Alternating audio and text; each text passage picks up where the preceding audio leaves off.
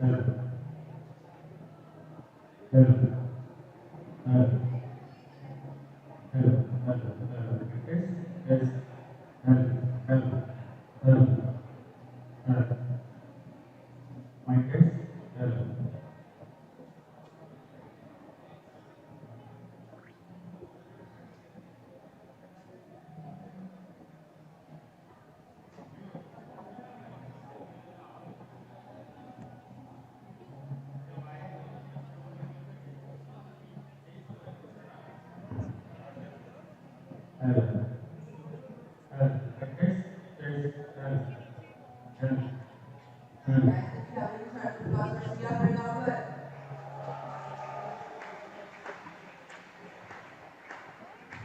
afternoon to one and all present here in the hall.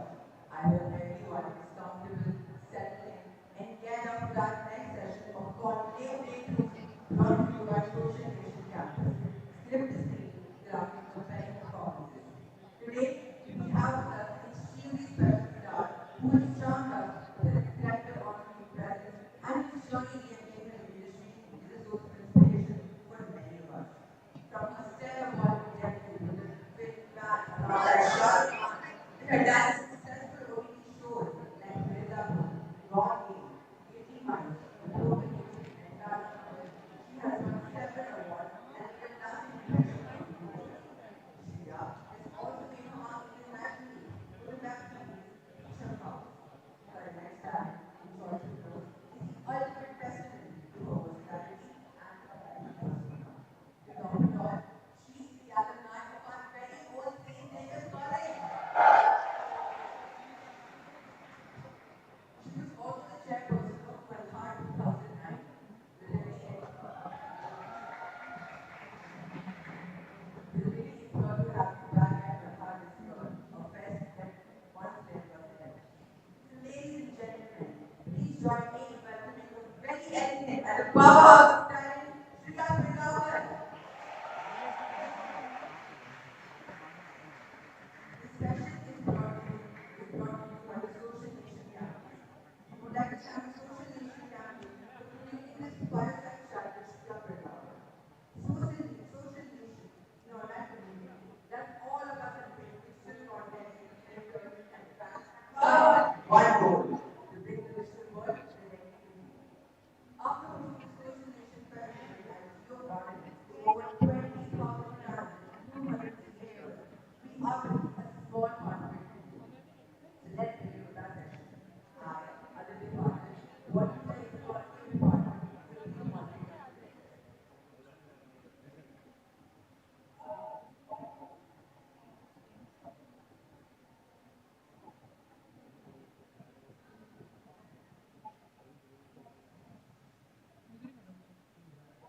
Hi guys, it's so good to be here. It's so good to have you, ma'am. It was such an interesting time in project 2. You said you were chairperson of Malhar in 2009. Okay, so I know, you know what? Fun fact for all of you, 2009 was when we started Conclave. oh yeah, Yeah, it was in our batch that Conclave actually started. give it up for Conclave, guys. I'm glad that it's continued all these years. In our session, as I mentioned in the introduction, you were Malhar chairperson 2009.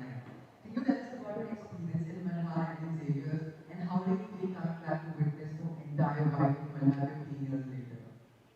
Honestly, I'm so nostalgic right now. All the memories have just come flooding back.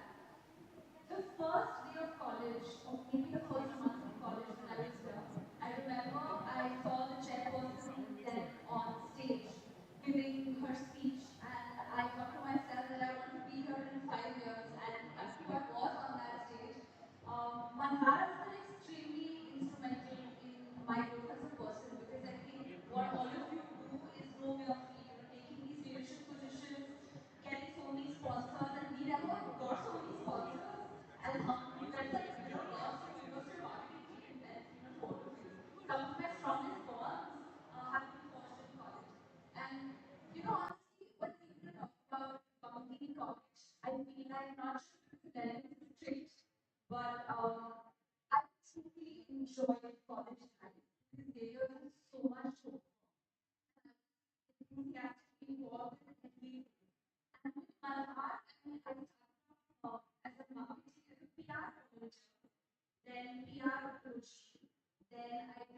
PR, OG, marketing, OG, I think, or OC, I don't know which one I did, and I also did the events, I did WBA. So I learned so much, lot of drama, because there's a lot of drama. We learn that, but that's the learn, right? I love it. I'm sure all our organizers have supported, especially in the day. That's a great example of manifestation of how you saw the chairperson enter and you thought that I want to be the chairperson one day. So that's manifestation for you. Following up on how you talked about how serious being an established and kind of a senior institution, how did this behavior shape you to become the artist forms that provided you? Honestly, I feel like I was surrounded by such incredible people, such diverse people from different fields, that I felt like, oh my god, maybe I didn't really learn anything in school, because when I walked into theaters, I just realized there's so much more. My mind opened up to so many new things. And it was just amazing. And I think a lot of it has to do with the teachers we were surrounded by, the friends I had, and they were all so talented, and everybody brought something new to the table. And I'd also say that the beauty about college life is not even like your academic scores, but these extracurricular activities, because you will realize later on how that has helped you. You know, standing on the stage, I mean, you have Ankas? Yeah. So everything from Ankas to Ithaca to Jam Fest to SSL, we've all done that. And at such a young age to get that exposure, you do realize later on how that helps you. It just gives you that confidence, you build on those leadership skills and people management. That is the most important thing, right? So that's something that we came in. It's true, Xavier. Like undoubtedly fun is the temple of knowledge, and we learned a lot from here.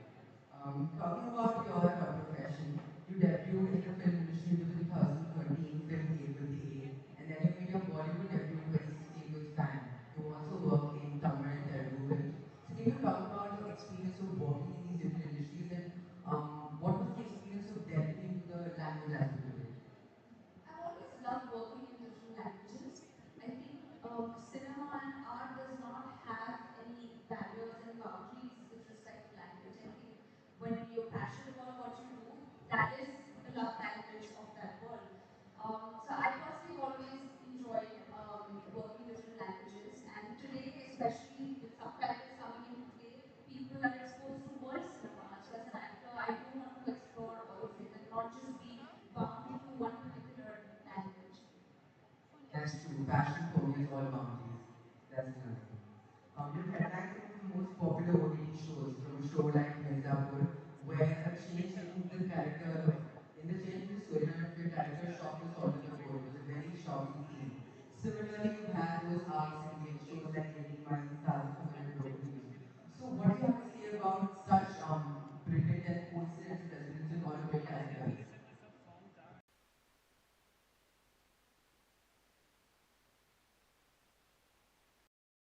You guys actually remember and that doesn't get lost. So for me, it's not about how much I'm doing, but what is it that I'm doing that's going to create an emotional imprint. With Mirzapur, I think people often ask me, did you feel bad that you died? I said no, because the fact that I died made people love me more, miss me more. So I think, it's like that big Game of Thrones finale.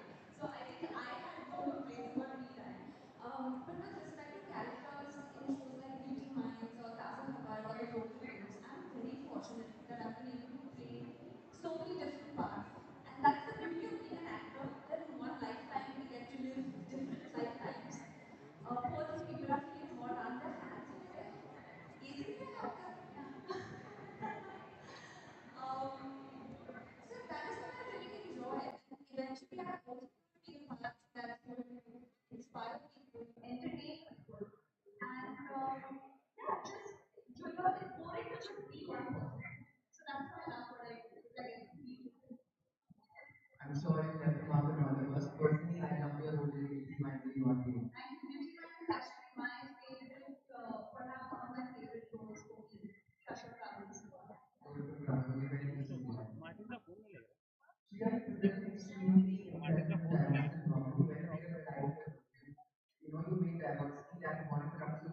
your project yesterday. What currently would be the most challenging project you had today, and what kind of preparation were you doing?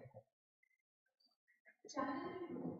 I mean, every actor has a different process for how they approach their work.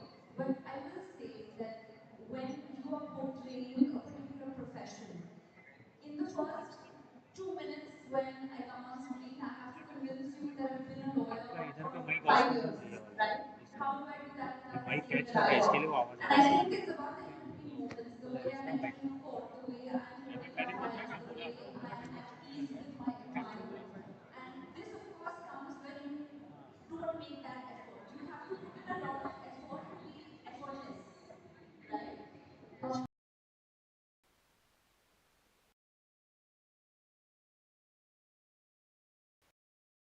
Different dialects.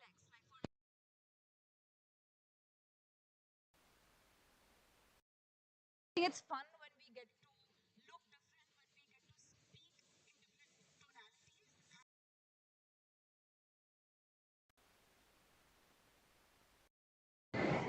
But you know, just to tell you, the challenging part of being an actor is not the on-screen part, it's the off-screen part.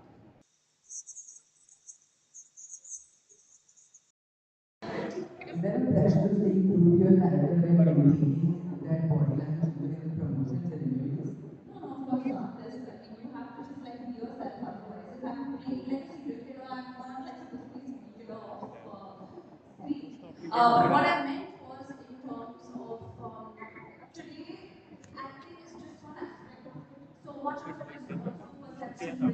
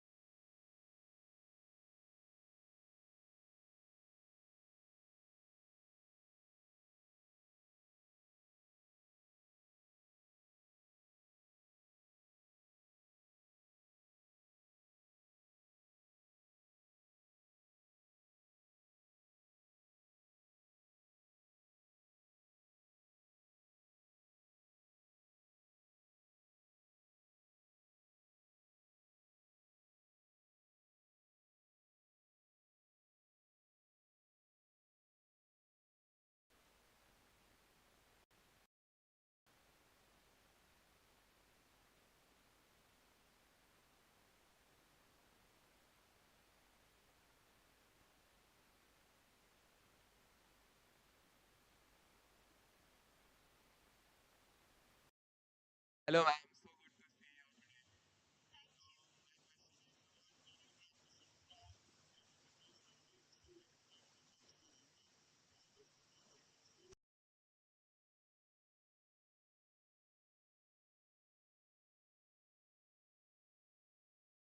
Hi. Honestly,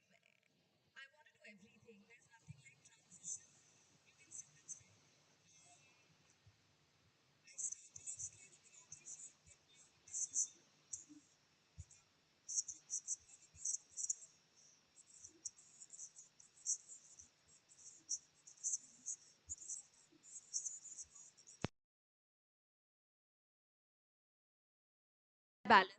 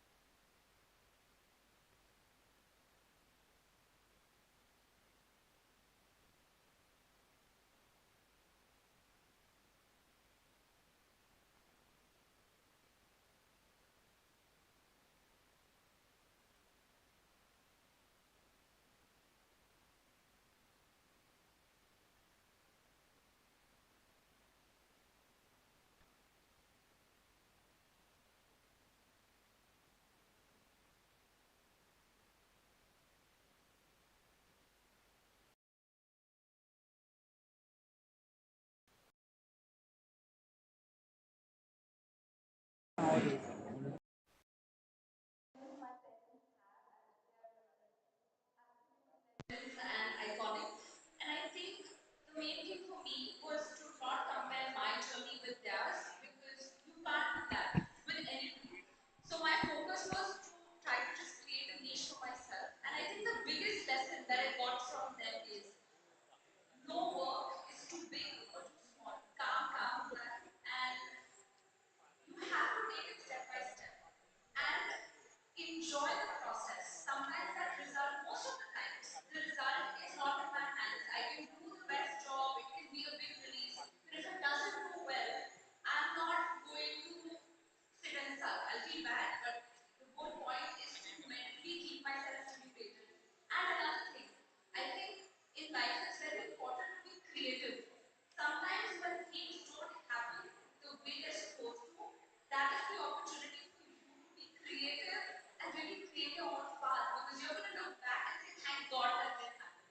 So, the advice that I've always got is to improvise, be creative. Don't just sit waiting for things to happen. You have to go out and create it and be kind along the way. How you treat people matters more than anything else. Thank you so much. That was so inspiring what you said about creating your own path, and coincidentally, that corresponds with our conclave theme this year, which is Lakshya Ignited Fire Within. It is Lakshya Ignited Fire Within. And yeah, it also corresponds with the Malhar' theme this year, which is because Viva la Vida, Alive with Passion. That's amazing. We would have one last question from the audience.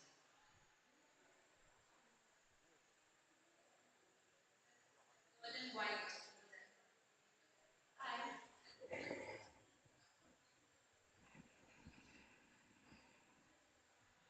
Hello, hi, hi. Shreya. Oh, lovely. Shreya with an I. Wait, because I need Shreya, not Shreya. So my question to you is, out of all the projects which you've done which one of your project is your most favorite? And also your favorite co-actress. My favorite co-actor. See, honestly, when you work with Shah Rukh Khan, there's just only one favorite co-actor. But I would say I've been very lucky and fortunate to work with good co-actors. Ali and I have worked together not just on Mirzapur but also on a film called House Arrest. So Ali and I also have a very good working equation. And he's someone I also enjoy working with. But otherwise, I've been actually quite lucky. I've had a good bunch of people to work with. And with respect to my favorite character, see, I'll always be grateful to Shriti Gupta's part in Mirzapur because that got me a lot of love from the audience. But also Kashyap Kaze from Beauty Minds and Amazon. That's also a part that's very close to my heart because it's the first time I got an opportunity to really go that deep into a character. And I'm also really excited about Taza Khabar and Woman. Taza Khabar 2 is coming up soon and you guys have watched it, so I'm excited about that. There seem to be more people who want to ask you questions. So, more people from the audience, yeah.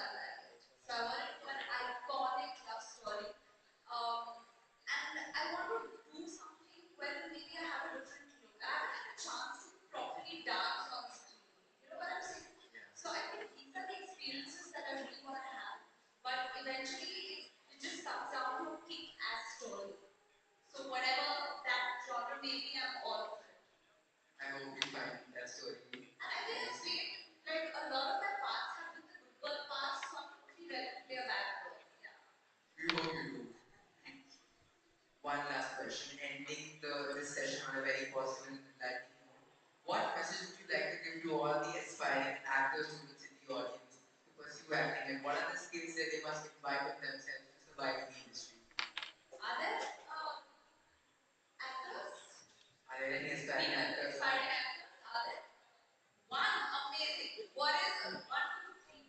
Slowly, slowly, the hands are coming. Okay. I mean, like I said, it's not easy. I would say patience is a virtue that is much required to be an actor. And it's talent, it's luck, and it's opportunity.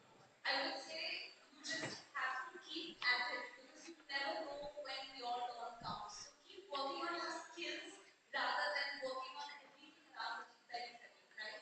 And don't get distracted and fall in the traps of followers and social media. Is that work on your skills because that is something that's going to help you create your legacy rather than anything else.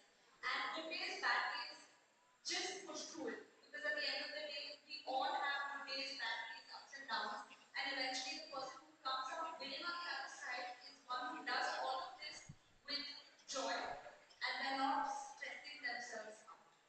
I completely agree. Those were some genuinely very insightful insights that you shared with us. Thank you so much for this session, Shriya. Thank you. Can we have a huge round of applause for Shriya for your output?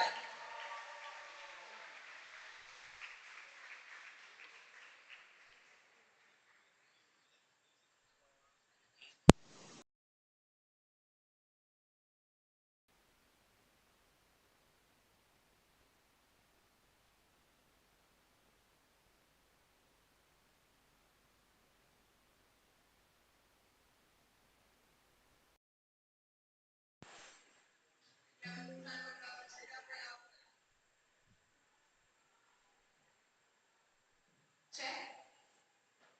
Sorry for that. As we conclude this session, on behalf of Malhar and Conclave Department, it is my pleasure to extend a heartfelt gratitude to Shriya Pragapar ma'am. Your candid insights and stories have sparked meaningful conversations and provided us with a deeper understanding of your journey. I would also like to extend I would also like to extend a sincere thanks to the Socialization Campus, our talent partners, for their invaluable support and helping us curate our conclave sessions. We truly appreciate your contribution and in enriching and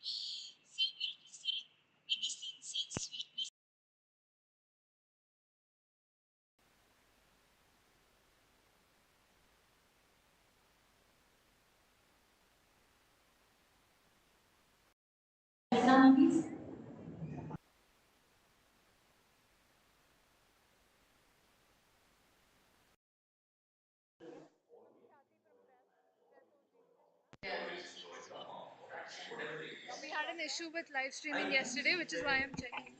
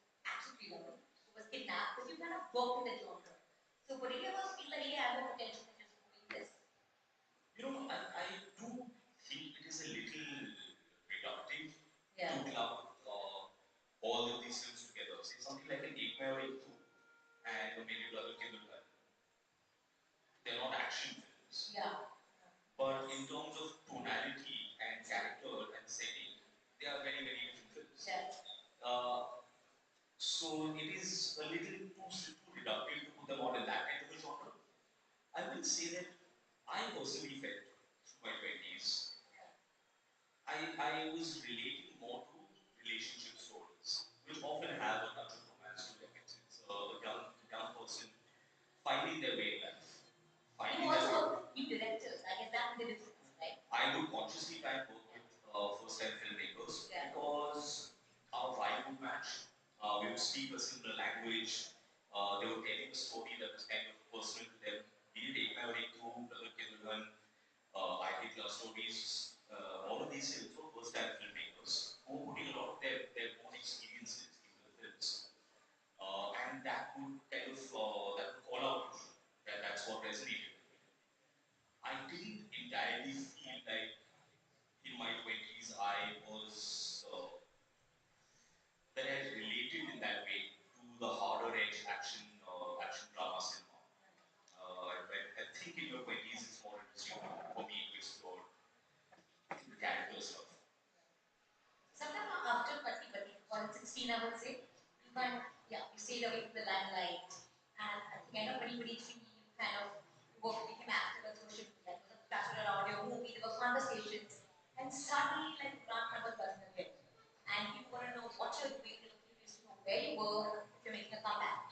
Were you overwhelmed by all of that? Because it's not something that we've spoken about this, like, it's not something that you wanted, you were not, not something you desired, it just happened, and you realize how much people want to see you again. Yeah, it did take me quite by surprise, because I had spent so many years consciously trying to be invisible, not posting on social media, not showing up at events and parties, not being photographed by paparazzi. I had spent all of these years removing myself from that space and saying, I'm not there. And what we have been told is, if you're out of sight, you're out of mind. So if people don't see you, they forget about you. And that's what I assumed. So after all these years, for people to be curious and say, hey, where are you? For people to message me on the internet and say, not out and all of this. It took me completely by surprise. How people so interested when I have been doing absolutely nothing noteworthy for so long.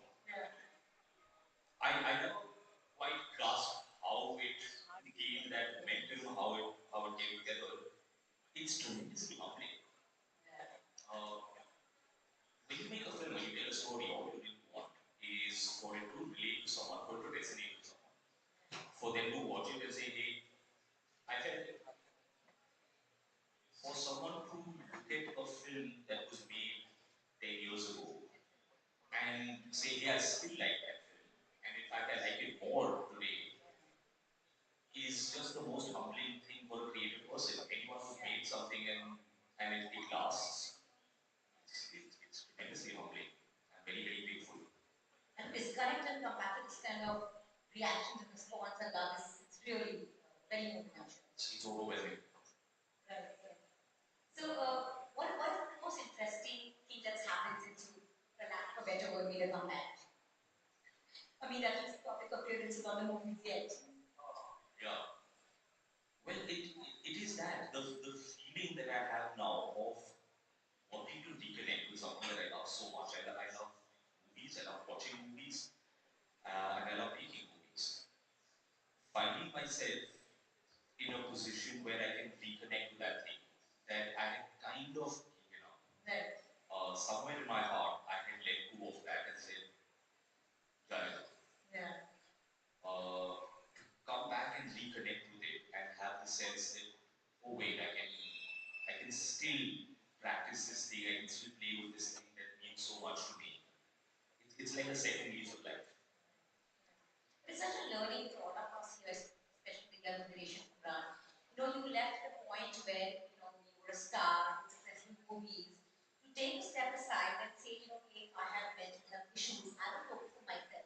And I will fight this to come back. It's such a great thing to do. And even addressing it for people to learn. So I think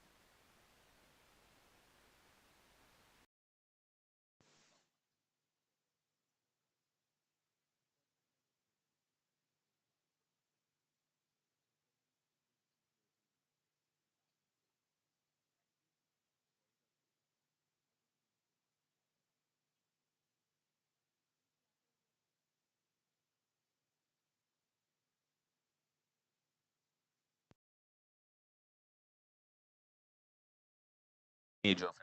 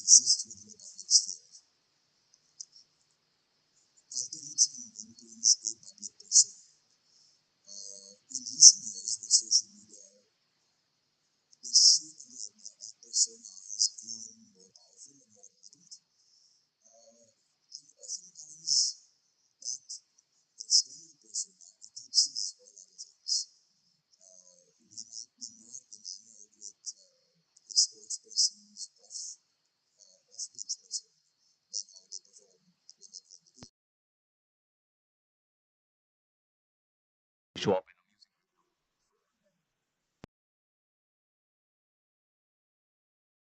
in anything wrong.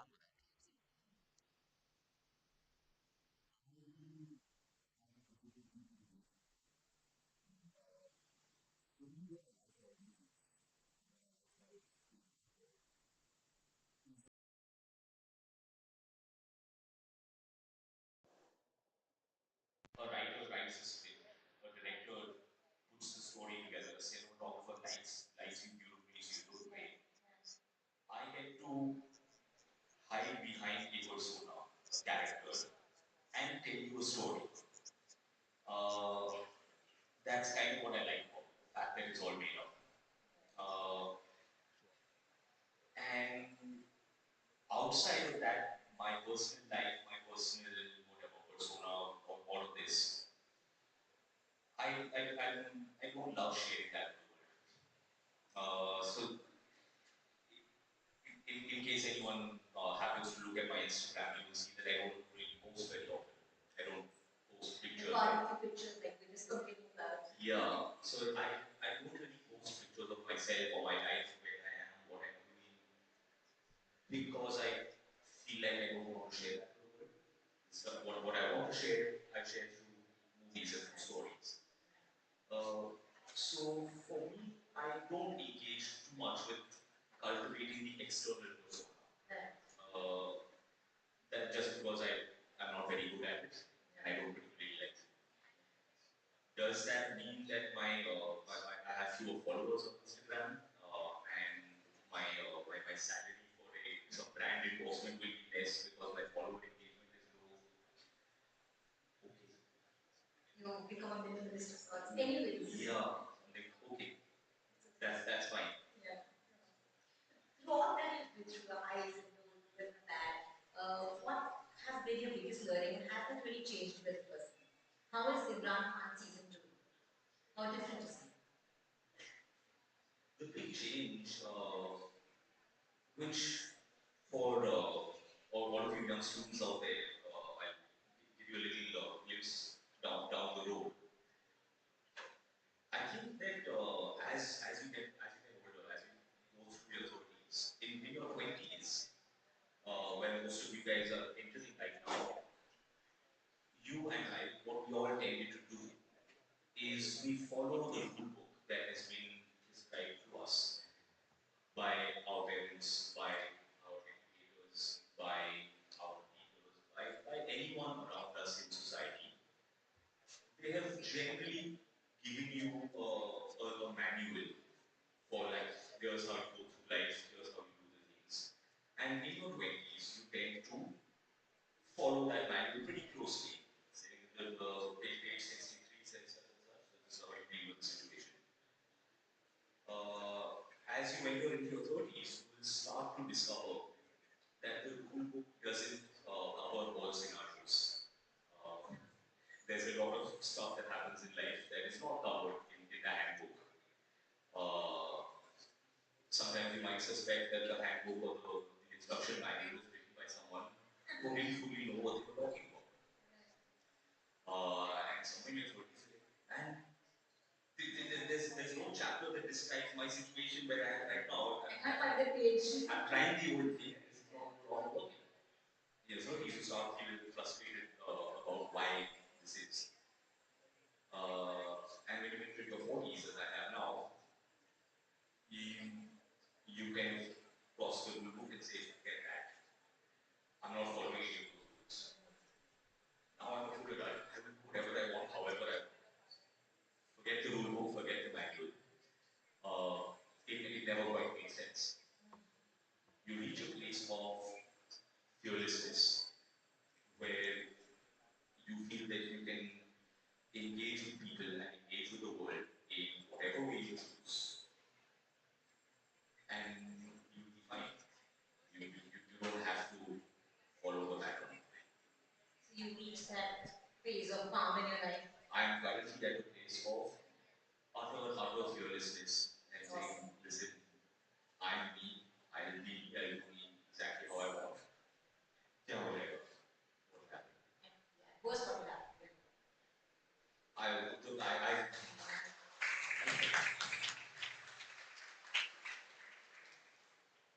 because I've seen some bad stuff and some dark stuff following the rules, trying to do the thing that way. So it can happen regardless. So don't be bound by fear. So you basically write your own rules and live by that. Yeah. Pretty much. That's what's seal the boat. Follow traffic rules. That's what everybody's saying. Other rules are flexible. What is your family specifically? Now, how you launched, you feel about lost this phase where you're making a comeback? Does he have any inputs, any advice that he could only money for those? I mean, he's seen you since the start, right? Yeah. His input, frankly,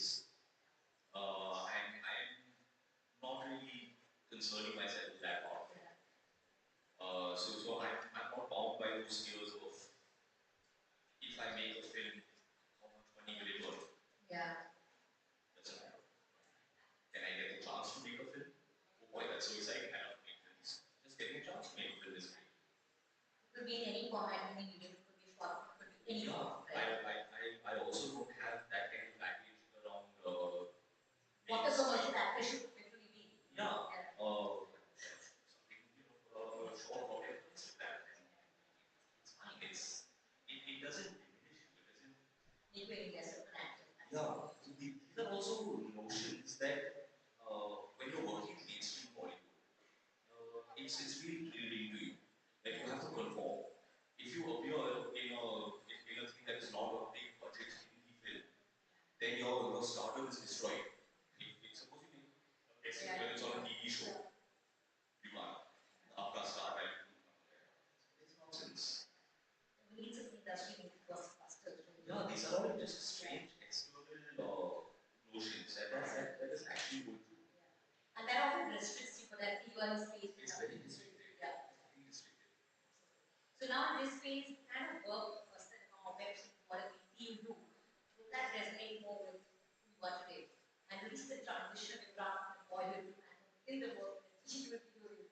That's exactly what I'm seeking and hoping to do. I'm really wanting to make, I don't know, film series, whatever the next few things turn out to be. I'm hoping to make tell stories that resonate and reflect with my journey thus far, and kind of in the way that with my films in my 20s, be it like the Day-2 or Day-2, when you're talking about the experience of these people at that place of life. I'm at a different place of life right now, but I'd like for my stories to still continue to reflect that and to communicate some part of that.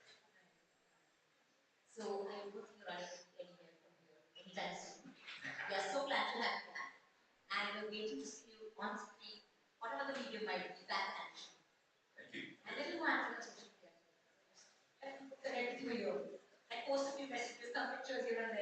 Listen, I've been posting a lot on my MySpace page, and it's just nobody from there anymore. Thank you so much. Thank you.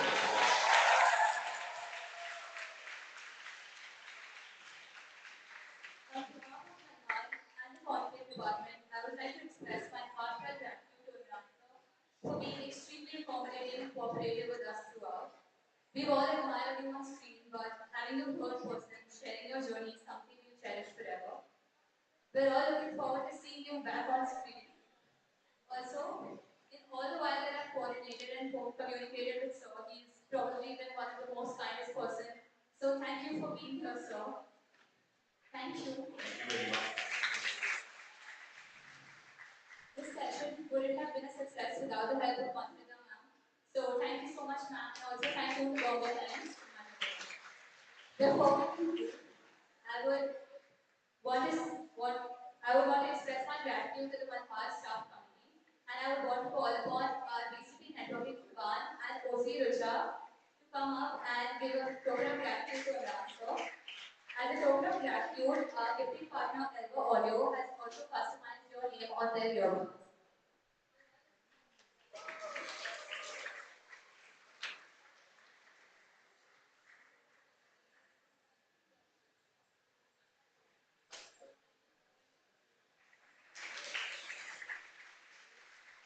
Can all the Conclave OGs please come on stage for a picture?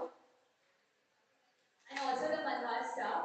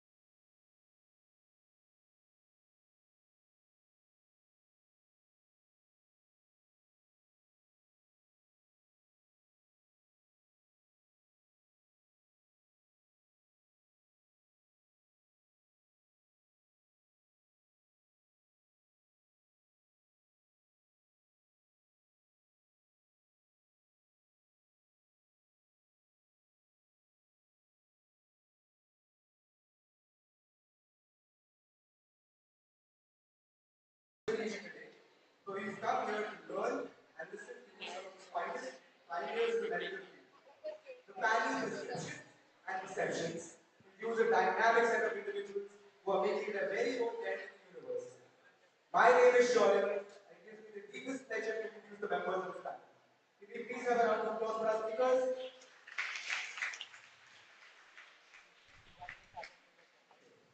First up on the star panel, we have Dr. Rishida Sai.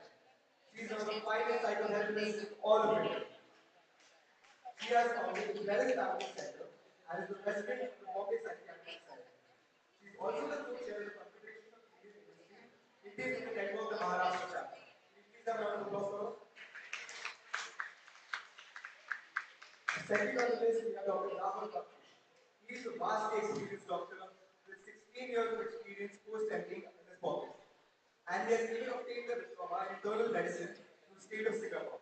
It is a delight to have a doctor of his caliber among us.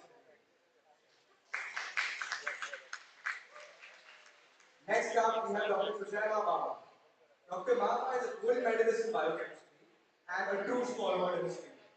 He also mentors startups at the Oxford University Incubator. Please have a round of applause for him. Then we have Dr. Akansha Chandrasekhar. She is a public health professional working hand in hand with the United Nations Children's Fund. Her work has affected the life and quality of life for numerous individuals across the world. It is an absolute pleasure to have her here today.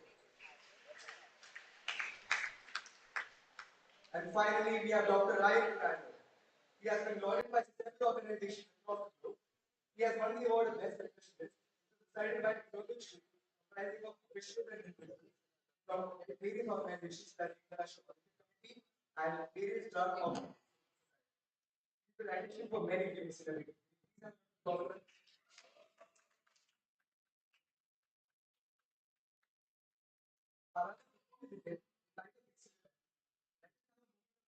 Condemn the Hollywood, involving enough medical data and hope justice reaches her and other medical face similar injustice. I request the audience to maintain a minute of silence in her honor.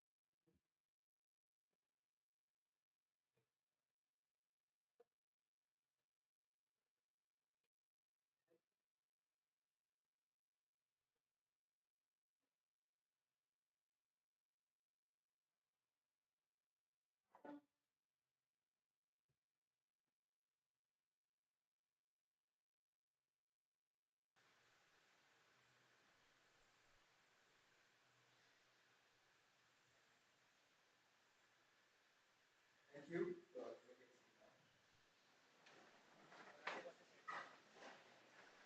Now that we've introduced all the speakers to the panel, we will begin the discussion, and I'm sure they have. Without any further ado, let's begin the discussion. Thank you.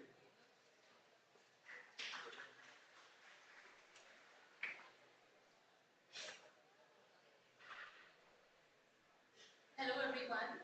It makes me immense pleasure to share this stage with such an esteemed panel. And without much further ado, let's get started. So, Dr. Ryan, I would like to start with you. When it comes to nutrition and health, we usually have two schools of thought. Some of them say that nutrition should be through regular food, while some of them say that supplements are a must when it comes to full nutrition. What is your opinion on it? Thank you, Sarah. Clarification.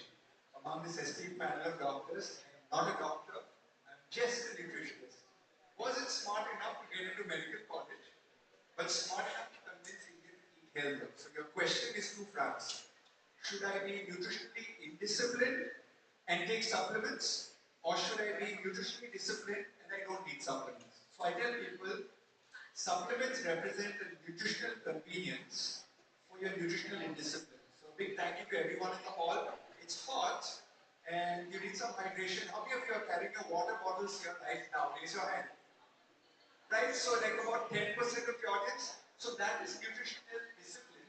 And everybody else now would need to buy mineral water. Then if you meet life and you'll say, hey, you know what, you need some electrolyte because you're sweating.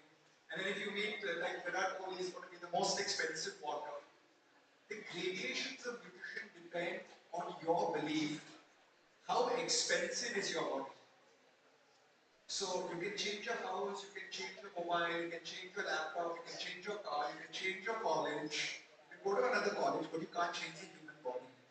And what you put into this human body is the difference between good nutrition and bad nutrition. So when you put bad nutrition into your body, obviously your body's not going to do well. And then you're like, oh, I'm going to take a protein powder, I'm going to take a supplement, right? Mumbai, I was just coming and there was this Zen car and it had a Ferrari sticker on it. So is that Zen car a Ferrari? So supplements could be the same thing. You could have like a very bad diet and choose the best supplements and it's not going to work. Or you could do the opposite. You could have an amazing diet, but where the crop is grown, there's not enough of calcium in the soil for that ragi. So either way, in today's day and age, you've got to be more aware about your body. How you do that is to feel your body. I tell people, check resting heart rate, do a blood test. Even as an 18-year-old, do a blood test once a year. Look for your vitamin and mineral profile. So that would be the difference. I think that's a very beautiful perspective in which you explain this concept, and I think the audience is also now clear as to what exactly it is. Continuing our conversation on health, Dr. Rahman, I would like to ask you, what are some long-term health consequences of diabetes, especially in adolescents? And how can dietary habits, particularly in the context of traditional Indian cuisine, help us in, regulating this blood sugar levels? So again, two parts to the question. First is about diabetes in adolescents. So one thing I mentioned, there are two types of diabetes. Keep it very simple. One is type 1, second is type 2. So type 1, it can happen at a younger age, generally speaking. And how do we differentiate? Type 1 patients require insulin lifelong. So there's no other treatment to it. Nowadays we see a lot of advertisements, talk about diabetes reversal, remission. That's for type 2, not for type 1. That is one thing we have to understand very importantly. And second is type 2, which will be the main part of discussion today from my end, because type 2 is more common. Type 2 is a lifestyle disease. So it's preventable. If you get it, you can go into remission or you can common maximum reversal. So it's not the right term, but I'm using just for convenience. So that's type 2 diabetes. How do we prevent it? By proper lifestyle, by appropriate diet, I mentioned, and being active. I was reading about screen time nowadays. How much we all have phones, and how much time the young people spend on screen. Even the young ones, 3 years old, 4 years old, 5 years old, they will not eat anything without a phone. Nowadays, they can go to a restaurant without a cartoon, not eat the food. So these are small, small things which are developing into habits. So that's one thing. Second thing is taking a healthy diet. So you mentioned about complications of diabetes. So if someone has diabetes, see, complications of diabetes mainly depend. One of the most important factors affecting it is the duration of diabetes. So at the younger age you get it, you're going to live long. There's a very good possibility that another complication will get. Go back 40, 50 years, diabetes was known as disease of affluence. It means only rich people used to get diabetes. Now it's not like that. Nowadays, I get patients with diabetes who are taxi drivers, who are workers, from all the strata of the society. So things have changed a lot. That's because of the junk food we have. That's because of lack of activity, the improvement in transportation. You have a car or bus or a train. You're not walking as much. So one question also comes to people asking, even my grandparents used to eat the same diet. Why did they get diabetes? Why now? Because I eat the same diet, I eat laddus, I eat samosa. Why did they get diabetes? So the answer is quite simple. Our lifestyle, our activity is not as grandparents' lifestyle was. They were much more active, walking around, eating more physically active. Whereas it's reversed with us. So complications of diabetes, it can affect all organs of the body. More importantly, it can affect the heart, it can affect the eyes, it can affect the kidney, it can affect the nerves. These things are the most important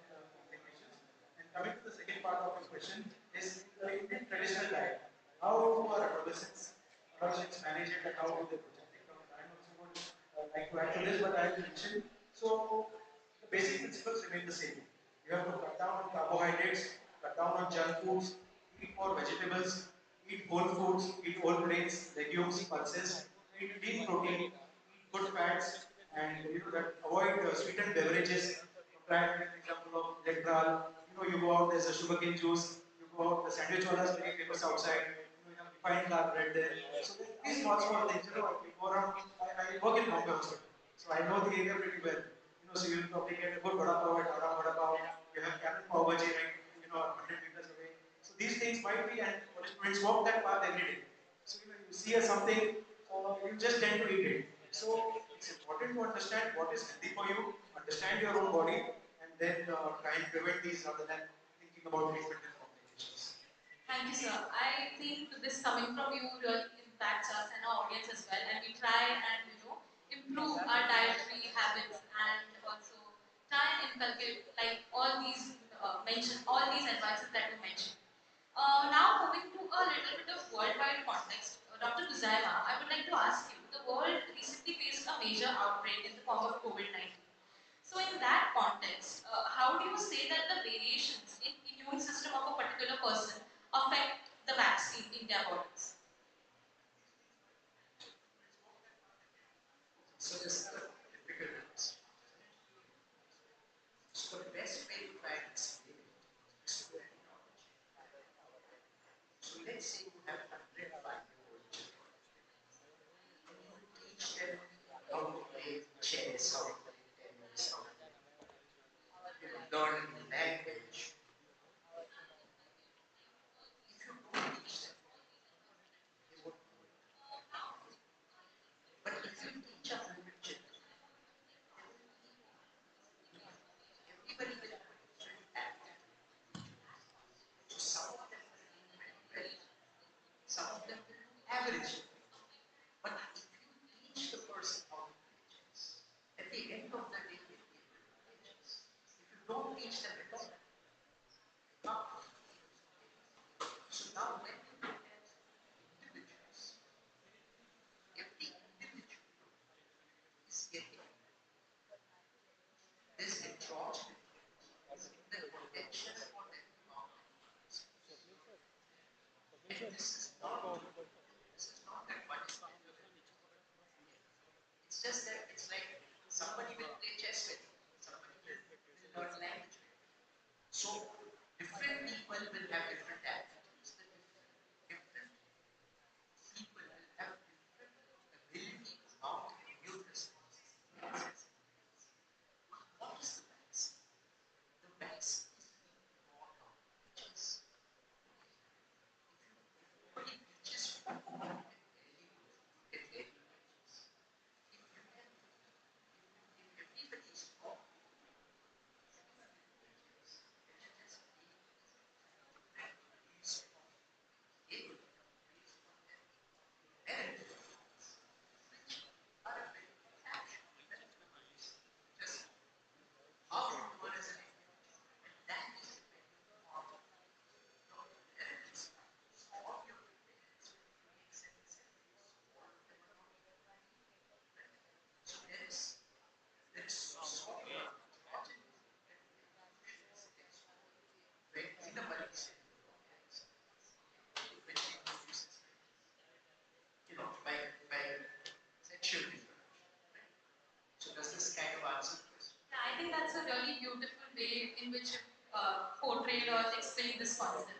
So now, Dr. Akansha, coming to you, looking at the experience that you have in UNICEF, I would like to ask you, why does UNICEF focus more on anemia when India is considered, and how does the current trend with youth impact this decision? First, I would like to ask, just a show of hands, how many of you all know what anemia is? So for those who don't, let me just set the context. Anemia means when there are low red blood cells or low hemoglobin in your body.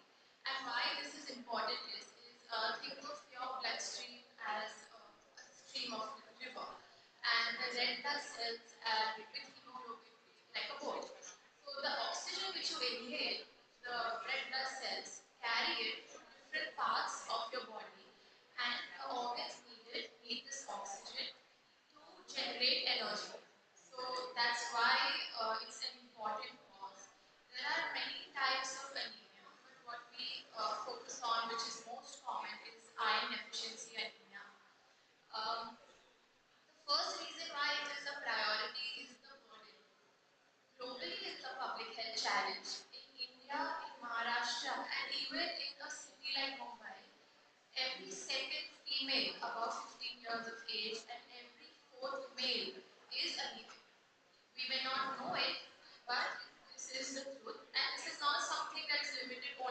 rural areas or through socioeconomic strata. This can happen absolutely to anyone. So one is the burden. Second is the awareness. So over here, how many of you all know that you all are anemic? I just see like 2, 3 hands. So this is not the burden.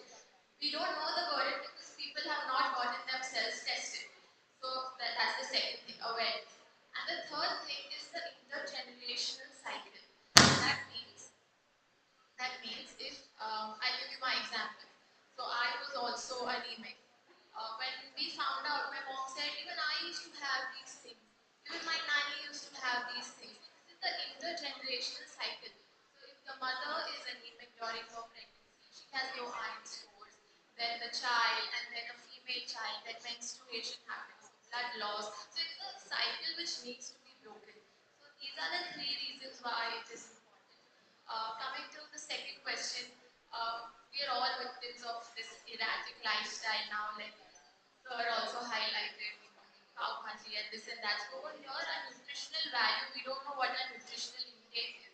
And adolescence is a phase of, think of it as a second window of opportunity, where your body is growing and developing in certain ways where the nutritional value or the intake, the demand is high. This is why it's important to ensure that you have all the nutrition that you need so that you can optimize and make maximum use of this window of opportunity.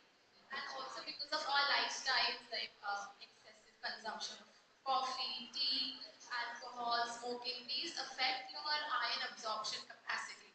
That's why in adolescence this anemia topic is important and it should be addressed. Yeah, I think this response really tells us how important it is for us to understand what goes on within our body and how important it is for us to be aware and get ourselves treated if necessary.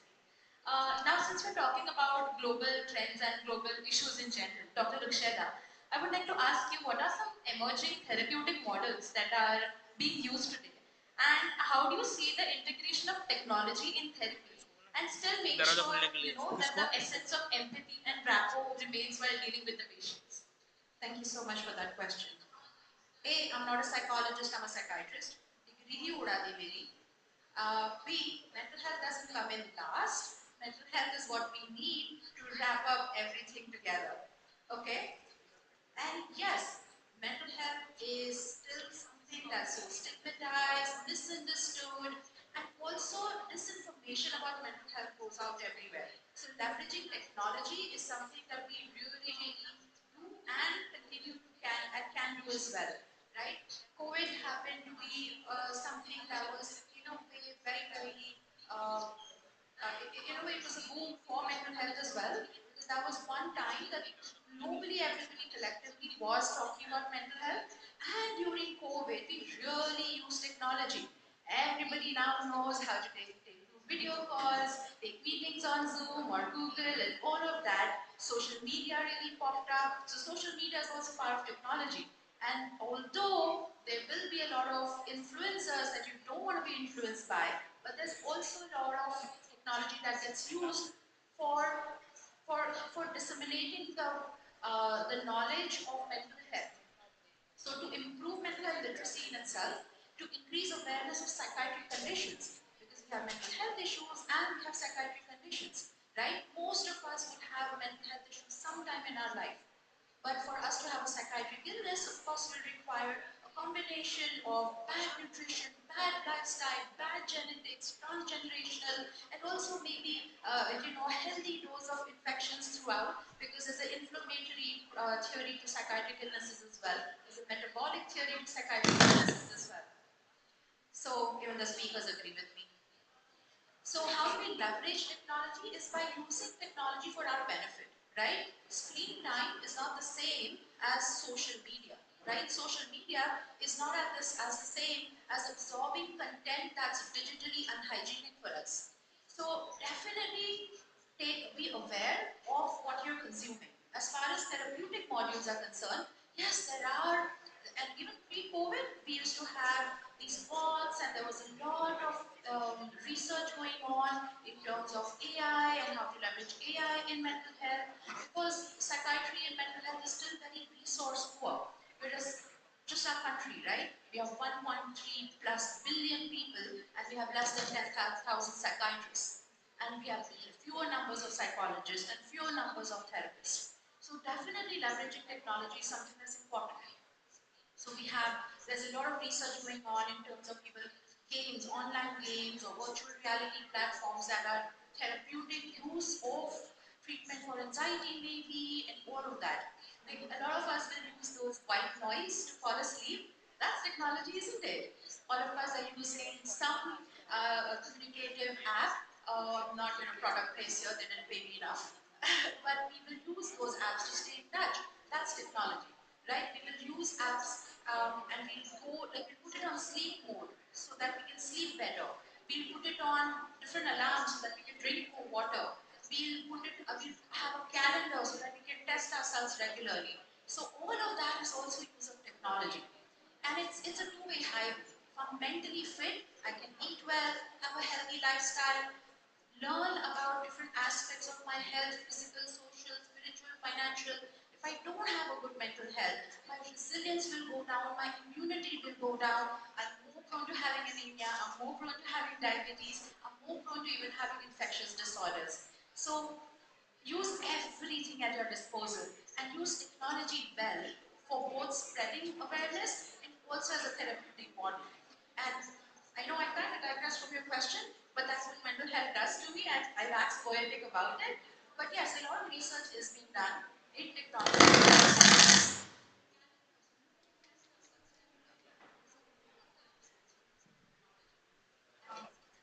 Is this still working?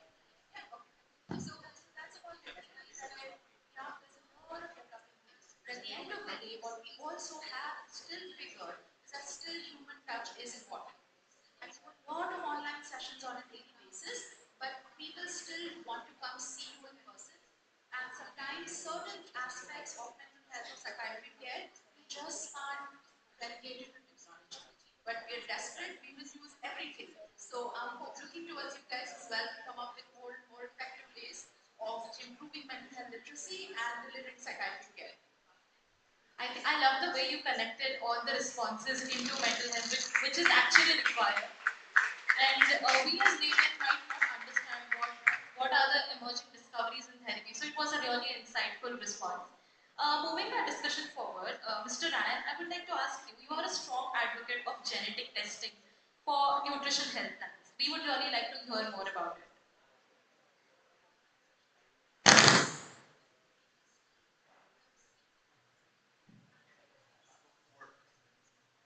Got number four? Yeah. So, question of genetic testing. Society is evolving, right? And in the olden days, a doctor or a nutritionist would tell you, oh, I think you have anemia, you need to boost your iron, you need to have foods that will improve your amino acid profile, vitamin C helps iron absorption. But today, this phone of mine is a computer. But the way we approach dal chawal roti is still how our grandparents did. So my summation when I run the quad nutrition clinics is very simple. That's what I practice. Is how can we bring technology to enable modification of human behavior? So if anybody in the audience came to me and says, "Sir, please tell me what to eat," and I will say, "You know what? Don't drink too much of coffee or tea because the caffeine will inhibit the iron absorption, and therefore, if you're an anemia person, it's going to lower it further." They're not going to listen to that. However, if you do a blood test, then you get a report card, right? All of you get report cards, right? And if your report card is not good, you go home and show it to mommy, daddy, and then you know what happens. This fireworks. A blood test is your maybe once in a year or twice a year report card. The genetic test that we do is, first of all, what is the genetics? Human body, hardware, genes are your software. Now research has found out that you can read your software. And even things like schizophrenia and bipolar disorder are being found to be encoded into your genetic structure. Yes, environment is your behavior, your knowledge, exercise, can influence you as an individual. So assume you were a laptop. Now sure you would choose one brand in the market and you want to be that M3 brand of the market. You wouldn't want to be the heir of that brand. Where am I going with genetic testing? Genetic testing allows you a crystal ball gazing into your future. Meaning, I have done my complete gene profiling. I know I have a lower magnesium absorption, which means when I work out, I cramp. And when I do it with an entire profiling in fitness or nutrition or disease for that matter, including breast cancer gene, you have advanced forecasting not based on a population size of data, but probably an individualistic approach. Problem? It's expensive. But it's about the cost of your high-end mobile phone. People are more enamored with getting a higher mobile phone and throwing it out every 3 years and getting an upgrade. The gene test is once in a lifetime. So when you look at roti kapda mukhi, Maslow's law of equation, I think once people evolve, if students can understand that your body is the most expensive real estate, don't plan the next trip to Goa. Try and figure out how your body is going to operate for the next 5 to 10 decades. And your generation is going to live to 120. So be prepared, start using your body wisely. So genes allow you a little bit of more personalized behavior. Because if I tell you, Sally, you know what? I think you need to eat more pumpkin seeds because it's high in magnesium content. You'll remember it for 3 days. But if you do the gene test and you realize, oh my god, I've got a lower magnesium absorption, then whenever you go somewhere and think, oh, pumpkin seeds, I should buy some more. Or let me keep it in my bag. So nutritional priming happens better with a blood test or a genetic test. Vis-a-vis, you go meet a nutritionist or doctor and say, oh, you know what, my hair is looking nice, maybe I should have some more protein. It doesn't work anymore. I think that's a very novel concept you introduced to us today, and I feel the audience is also a little bit more clear as to what genetic testing actually means.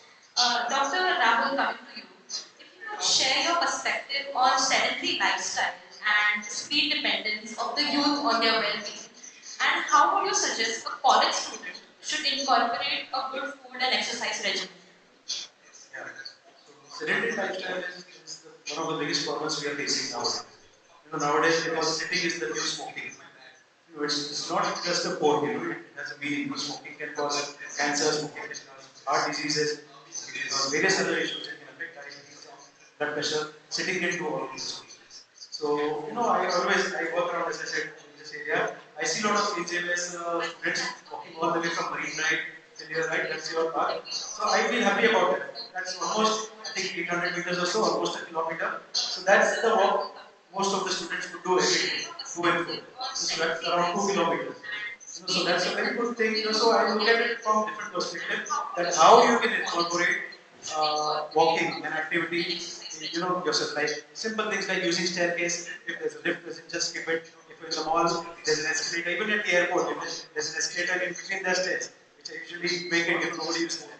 So just walk. Walking upstairs is a wonderful exercise. So from my patient's perspective also, who already have diabetes, I try to incorporate these things in their daily lifestyle. Of course, daily walking of 45 minutes is good. But when today only I saw one patient, I spoke to someone who said I start working at 6:15 a.m. and might I reach home at 11:30 p.m. So where do I ask him to fit his exercise? So it's so tough. With mobile, a lot of people stay at say Virar or say work at this end. Traveling hours is 3 hours, 4 hours. So we have to understand all these perspectives and then guide them, even with students also.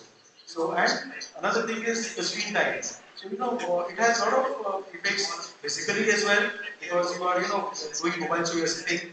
Posture effects, neck pain, back pain, hand pain, arm pain. Working on the computers whole day. So that's nothing. There's a psychological effect as well. Using the mobile phone, using so much of social media, relationships can get affected. So that's another perspective. And nutrition by itself. So these are a few things we have to look at and encourage our younger population to improve. Thank you, sir. I think that was really insightful. Connecting this concept to you, Dr. Risheda, could you suggest ways through which a college student can cope up with their stressful routine and ensure a good mental health? And also, does diet affect our mental health? So, and another thing is the screen time. it has a lot of effects physically as well, because you are, doing mobile something, posture effects, neck pain, back pain, hand pain, arm pain, because of the whole day. Okay. There's a Right. psychological So we need mental health for everything, including studies, cognition, attention span, learning, and mental health gets affected by everything. So a very simple solution to figure out and to remember how to take care of your mental health is what's good for my body, is good for my brain, is good for my mind. It's also good for my soul. So what's good for my body is Hanapina Sona, right? Adequate amount of sleep, don't create sleep deficit, don't sleep it off only during the weekend. I know what I'm asking sounds like a big ask, but it's not, because if I don't sleep, my paja's not going to work tomorrow, and I really need my brain to work, right? So when we are trying to kind of like, how Mr. Ryan also said, that invest in what's important. Go to a buy an expensive phone, but also balance it out by figuring out what your body needs and what your brain and mind needs. So time management is very, very important. And it's not about, oh, I don't have enough time to do all of this. If you start doing one thing at a time, you will be able to figure out everything. If I'm in my clinic, I'm talking to a client, I'm not scrolling on Insta. That's not only because I'm a professional and I have ethics and I don't want to be rude to my clients, it's also self-serving. If I'm multitasking, my brain is switching from one to the other, I will get exhausted. So at the end of my workday, when I go home, I'm nasty to my partner, I'm not interested in my children, or I yell at probably the domestic staff. So multitasking is something that really don't do. Do one thing at a time so that you can do 10 things in a day. You have dreams, but you also have goals, right? So if you're not going to be, if you feel that you're underachieving, you're going to feel sorry for yourself and go through self-pity. And if you have a genetic vulnerability towards a psychiatric disorder like depression or anxiety, that may get triggered. So simple thing again. A, what's good for my body is good for my brain. B, time management, do not multitask. C, emotional health, right? Simple things. If I'm feeling I'm not doing very well, and if I have somebody to talk to, I'm going to talk to them, right? I'm first going to check with them. Do you have help? Do you have capacity to listen to me right now? Can I lean on you? But that person is saying, no, I'm not in a good place right now, or I do not have the time. Go to someone else. If you don't have a tree of people who can help you, you have college campuses with psychologists and counselors who are available, right? Reach out. Reach out when you recognize there's something, if there's a problem. Speak to your teachers. Maybe you require a little bit of extra time for an assignment or something. Asking for help is something that a strong and a wise person does. Don't be smart enough to know I need help. Have to be smart enough to know who to ask that help. You have to be strong enough to ask for that help. Trust me, all of us are like that. If I want to be independent, I need to be dependent on other people as well. So it's not about codependency. It's about figuring out what's important for you. It's about doing the right thing for you. It's about listening to your body and providing your body what it needs. It's about figuring out I am heading towards burning out and I don't want to burn out. And if you do feel that, even if you have a question, do I need professional help? Go ask professionals. If you don't need professional help, wonderful. We also have a lot of online help that we have. For the last 4 years, I've been managing a free online support group for young adults for mental health. We meet twice once a month, Sundays, online. We talk about a whole lot of things. So it doesn't necessarily have to make you sick to reach for help. Do therapy for life skills. Do counseling just to unburden yourself. Learn first aid in mental health so that you can be there for yourself and for your loved ones. All of this is going to help you deal with your stress, right? Just pay attention to yourself. At the end of the day, recap. Have reality-based positive affirmations. Oh, I did this well today. Oh, I have almost finished my to-do list today. All of those things are very, very important part of your day. Liking yourself just a tiny bit, and then a little bit more, and then a little bit more, is how you will appreciate yourself, and then how you will notice that other people are appreciating. Because they may be appreciating you, you just don't see it. So little small little changes and small small little, attention to yourself goes a long way. Eat well, sleep well, exercise, look after your anemia, look after your genetics, figure out what to do. My father's a smoker, so I do not smoke. I don't need a genetic analysis to figure that out. But if I want a genetic analysis to see will I have Alzheimer's because my mom has cognitive issues, yes, that's something I would definitely want to know so I can do better. I'm going to live, not 120 like you guys, but I don't want to be old and unwell, mentally as well as physically. So, building resilience that's a brain function. That's not just a soul thing. If I do that, I'm going to help myself better and also get good grades. I think this was the perfect perspective that we all needed here. With that, a concluding question to all of you. If you would give one mantra to our audience here that they can take back, what would it be? Your body is the most expensive real estate you will ever own. Don't live in it as a tenant. Live in it as a landlord and live the next 80 to 90 years like a rock star.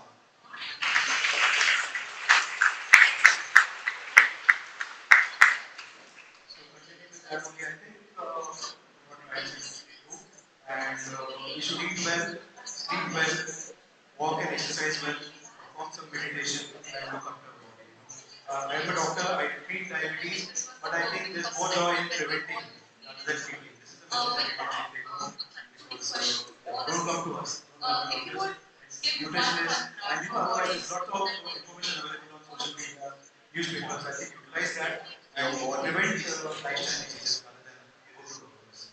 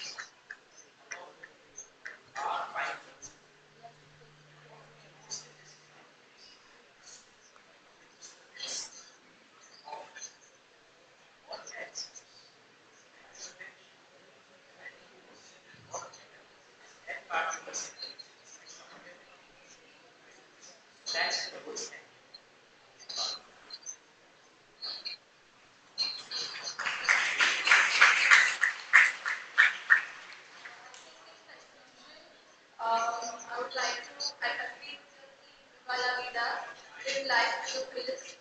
And to live life to the fullest, you need to be full of life yourself. So don't let things like you discussed on the panel, and even things like anemia, which are so preventable, stop you from realizing your potential, stop you from living life to your fullest. Focus on your nutrition, mental health, all these things, so that because the adults and the youth, you guys are what the society needs, and you all are the future of the society. So don't let preventable things like this stop you from living your life.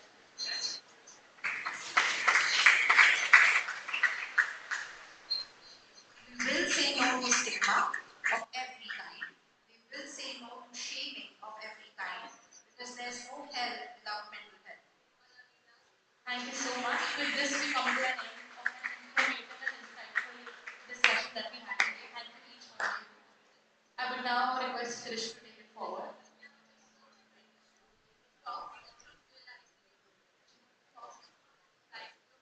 On behalf of the Malhar and Conclave department, I would like to extend a heartfelt gratitude to the entire medical panel that we have, our medical heroes here for sharing their invaluable insights and experiences with all of us today. Your talk was not just enlightening, but it's actually been truly inspiring, giving us a deeper understanding of the ever-evolving medical industry mentioning about our own bodies themselves. Before we conclude, I would now like to invite our respected principal, Dr. Rajendra Shinde sir, and our vice principal, Marzaban sir, to come on stage and present a token of gratitude to our esteemed guests. This gift is a gift by our gifting partner, Elber Audio, that has customized your names on their audio buds. I'd also request all staff members and Conclave board members present in the hall to come on stage for a photograph with our distinguished guests.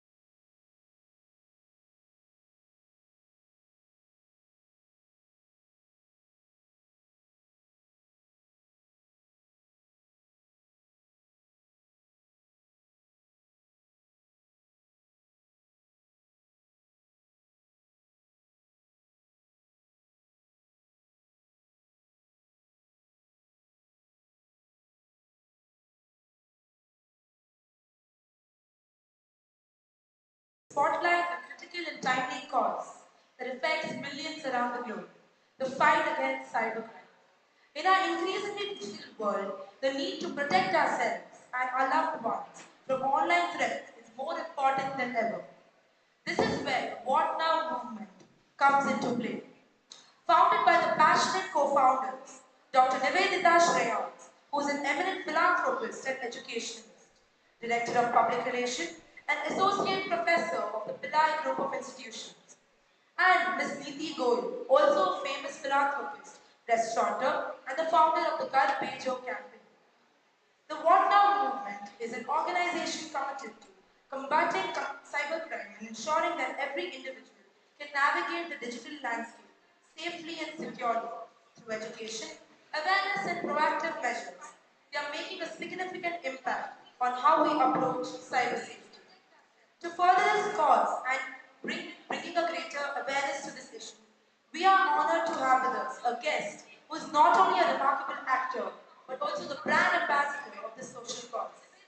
Many of you know him for his recent exceptional performance in the highly popular show, Hiramani. His talent and charisma have won the hearts of the audiences and made a memorable mark. I, Ritu Naruna, the Conclave volunteer, would like to introduce to you all Mr. Taha Shah Shah.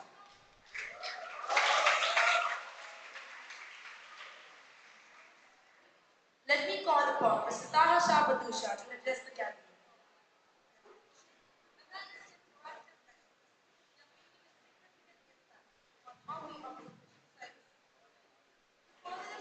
Good afternoon, Malhar. Good afternoon, Xaviers. I'm not going to stand up there because half these people won't be able to see. So I'm going to stand right here. How are you guys doing? How are you guys doing? There we go. Alright. It's too dark over here. I can't see you guys. I would like to see you guys. This is my first time over here. It's very exciting. I can see more phones than faces, which is great. So, are you guys all students here? All of you? Very nice. How are you guys enjoying Xavier's and Malhar'? So I'm going to call a few of you up here. Would any of you be interested? All right, hands up, please. All right, okay, let's start at the back. Right in the back. All right. Yeah, that one. Yeah, come. There we go. All right, we're gonna call a couple more.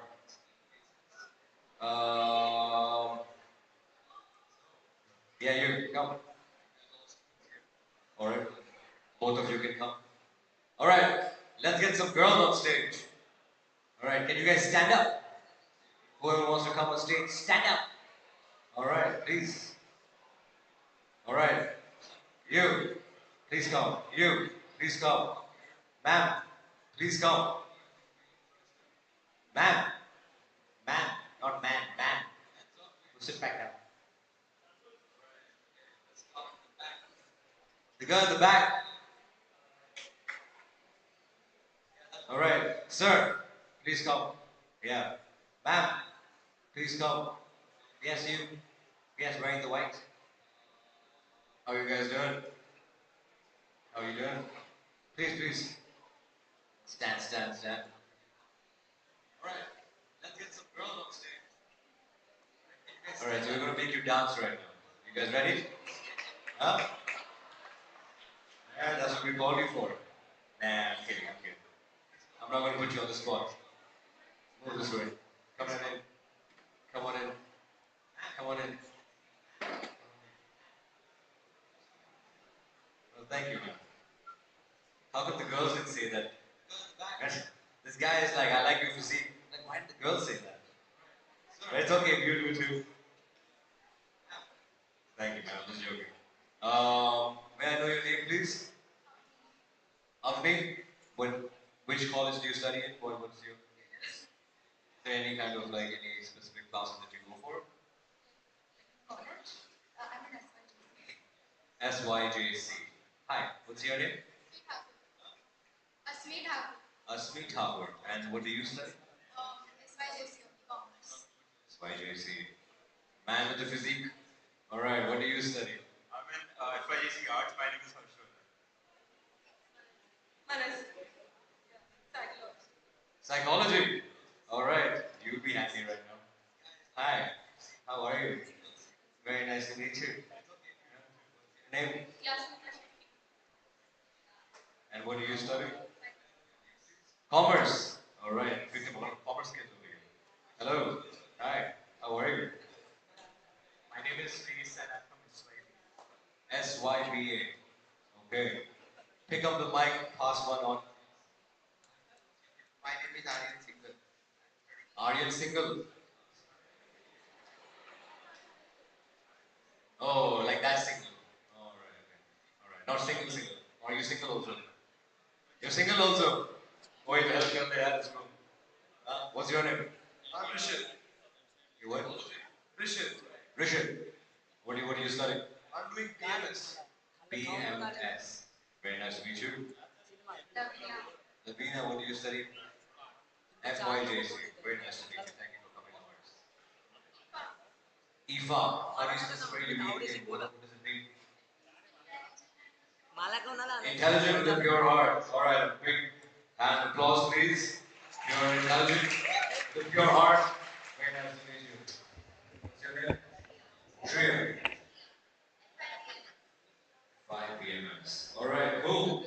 So, the reason we all, at least, well, the reason I'm here today is to build in awareness for cyberbullying, or as you guys all grown up and at the right age to start dating each other. Alright? So you guys also have different things to worry about. So I would like to ask each one of you, please pass on the mic. One more mic down there. And yeah, you can hold it. Alright. So I would like to ask each one of you, what does cyberbullying or cyber harassment or cyber extortion, what does it mean to you? Man, I think cyberbullying is. talk to them. Hello. I think anything like any kind of negative or hatred spread online or like any kind of as we said harassment that's done on cyberbullying. Have you ever faced cyberbullying? Sort of. Sort of?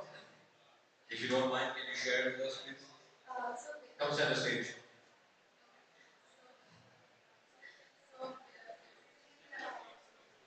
I was on a group chat on Instagram, and I was really nice. I was like really nice, but I didn't know what to say. So like a couple of older people, they made fun of me, and like some of them like made memes, and they were like some of them I consider them my friends, but then they made memes. Have any of you guys ever done that? Have you guys ever made memes? Rude memes about other people? Don't lie to me. Put your hands up, nobody's looking. Have you? Have you? Nobody's gonna let it. Everybody's lying, right? They're lying, right? Yeah. But how did it make you feel? At that time, I was like really sad because I thought that that person was my friend, and the person was like really sweet to me on my face, and then they just got like, straight up hated things about me. And I was like really sad. And then I guess you're not friends anymore. I felt really. What did you do to get over it? Oh, actually, I confronted that person. That I found like it was not like I knew that they made me about me. I found out through another friend. Oh, check this out. They made this about you. So I was like, oh really? And then I messaged that person. And they're like, oh, it was we were naive. I was also young, and then I didn't mean it. And then again, it was not really. It was hurtful. Yeah, it was hurtful. So I confronted, and then she's like, oh, sorry. And I was like, yeah, but that doesn't make sense right now. Like, you say sorry now, right?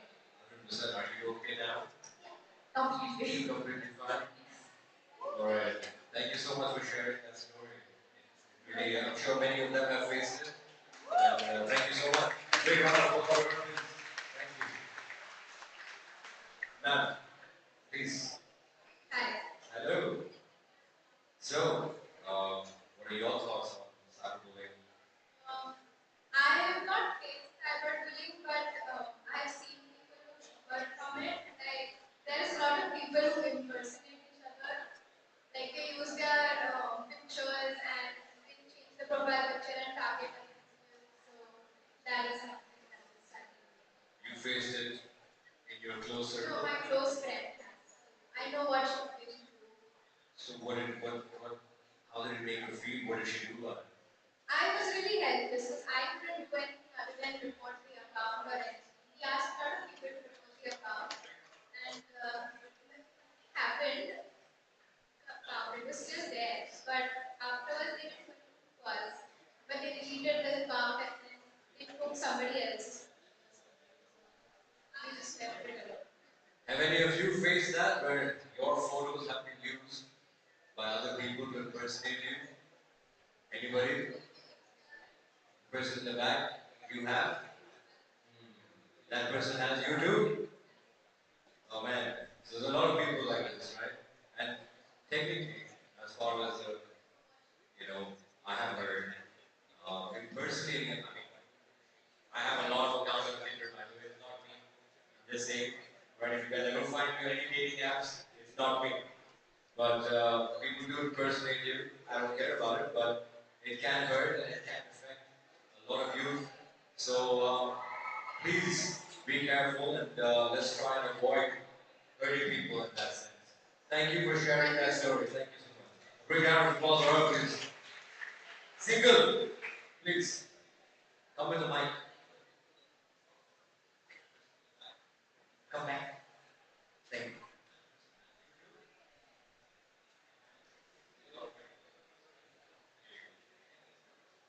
Hello, my name is Aryan Singhal.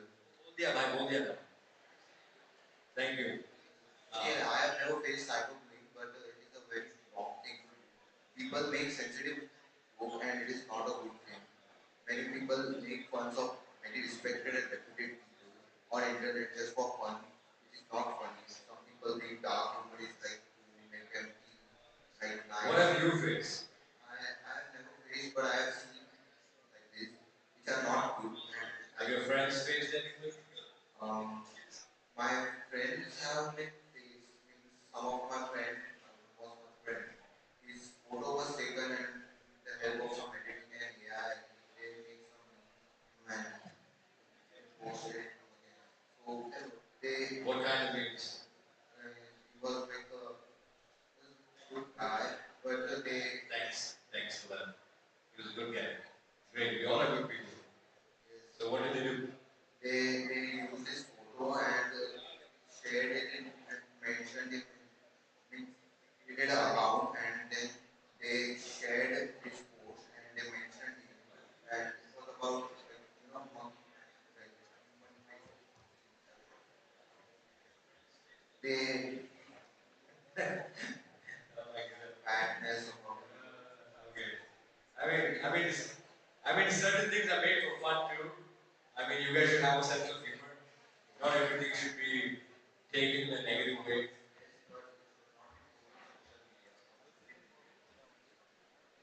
Well, everybody has friends do it to each other, I think. Did they do it to you? no, he didn't do it to me. Thank God for that. Is your friend here? No, he's not. He's not here. Well, thank you for sharing that story, man. Yeah. Thank you. Single. Thank you. Lovely, you said? Lavina. Lavina. So what are your thoughts on cyberbullying?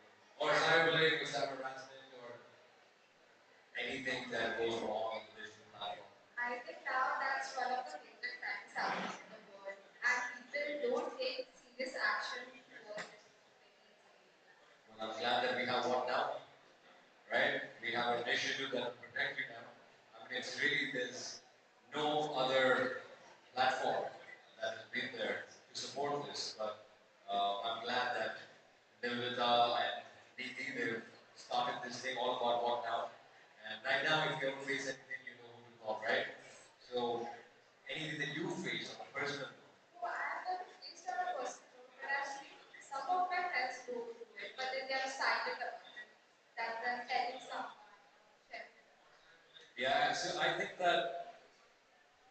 As far as the numbers are concerned, every 1 out of 5 people are cyberbullied or cyber harassed or whatever it is.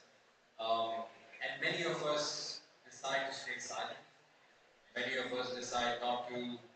Well, to be honest, it's very difficult to know who to share things with because as of now, you guys are all friends with each other.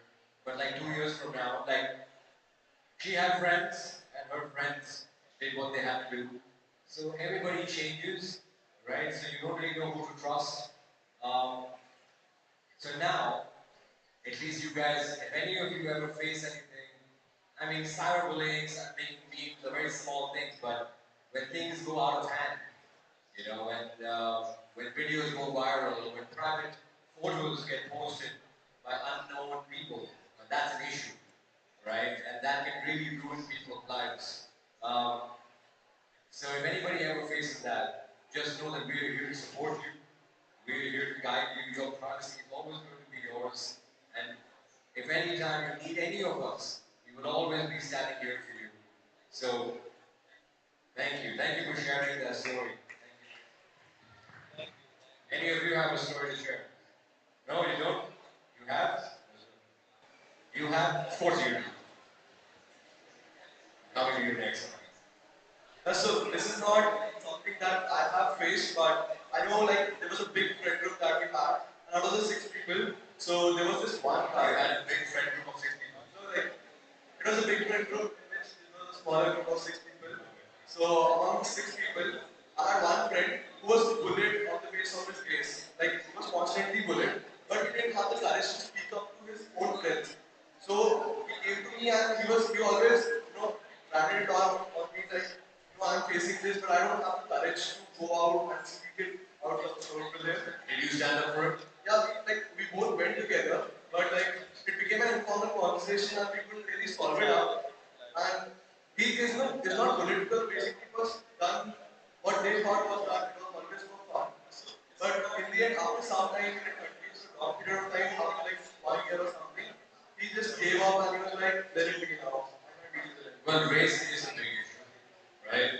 And 100% if it goes cyber, I think everybody should be inclusive, right? What race was it? So, like, he was kind of dark. So, the other friend, people in the friend group, they were like, they had a white coat. Oh, you think that he was racist? They were racist. They were racist.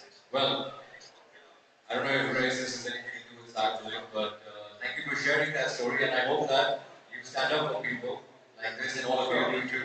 Okay? Thank you very much. Brother, please share your last story. So, like, this is not about me, but a very close friend of mine went through this. Don't worry, say, I don't know nothing about you guys. Literally not about me, but about to read in person, not online yet. So, what my friend went through was actually that because of AI and all, people misused his pictures and created inappropriate things and started posting it online. What kind of inappropriate things? Just inappropriate. I can't really explain. Like there was they made Just kidding, I'm just kidding. I don't do so. Inappropriate things on it. yeah, and they started like putting it on their stories and like tagging him and defaming him online. And that caused him to go up like all social media for like about a year or two, and he was like really hesitant to talk to people because he was like fear into him, they'll like betray him, and then he just lost trust in everyone. He was closer to me, so he kept telling me, "Yes, ऐसा हो रहा है." Like I suggested him to go to the police, but he was too afraid to do that because in the No, end, of course. I mean, he's embarrassed. He's scared. He doesn't know who to trust. Um, but no, thank you for sharing that. Like all these people, all your friends, everybody's gone through something. So basically, it's one of the biggest issues here, right? So thank you for sharing that. We'll have a last word from any of you if you want. Yes, please. Pure, innocent. Please, बताइए. My experience was what happened with me. There were a couple of my friends in which I had very good friends of mine, very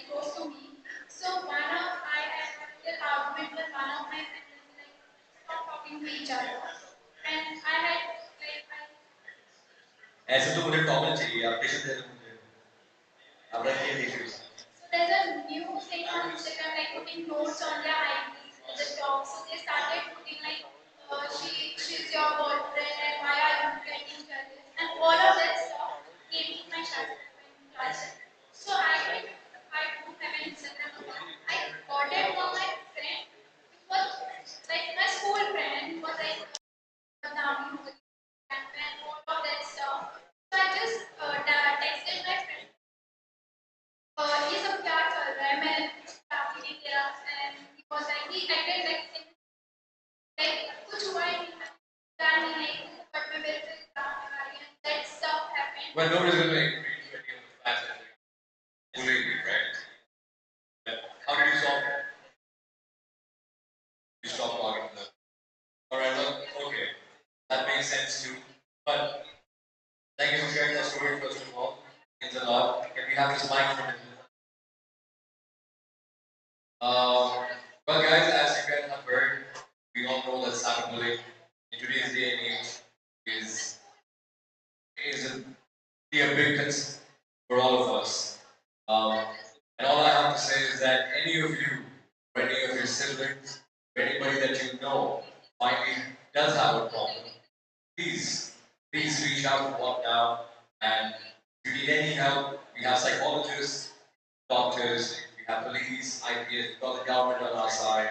We've got some really incredible people to really help you out, right? So never feel that you're alone. Never feel, I mean, you have to feel scared, but just believe that you are not alone. We are here to support you. So thank you very much. I'm going to hand the mic to the person who has created this whole thing. If you could please guide the students. You want to come over there? Thank you guys. You guys can go have a seat. You guys want to dance? No? Alright. You guys want to dance? Thank you very much.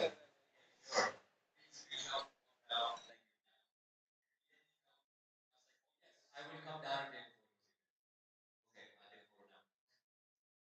Thank you. Now we have the co-founder of the Water Movement, Thank you. Dr. Nivedita Shreyans.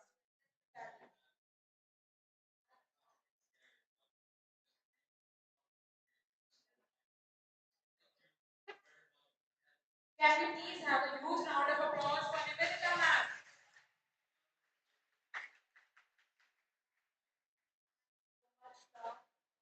Thank you so much, Davis College, for having us here. Thank you guys. We are so blessed and lucky that we are on a platform with one of the most loved college fest of India, that is Malhar'. A big round of applause to all the student community, the faculty members, the heads, the principal, for organizing this wonderful fest, which creates waves all over. And we are grateful for giving us this platform. Well, just now we have just heard Taha speaking on What Now movement. I'm here to give you a little bit more information about the What Now movement. The What Now movement is a national youth movement founded by my partner, Niti Goyal, who is a famous restaurateur, philanthropist, and she was the one who partnered with Sonu Sood during the COVID times, and she had sent so many migrants to their villages. She's my partner, Niti Goyal, who have founded this What Now movement along with me. And we are very lucky that we have got brand ambassador like Taha Badusha, who is here with us to promote this social initiative. So thank you, Shah, now for joining us, and we look forward to working together more to create this awareness.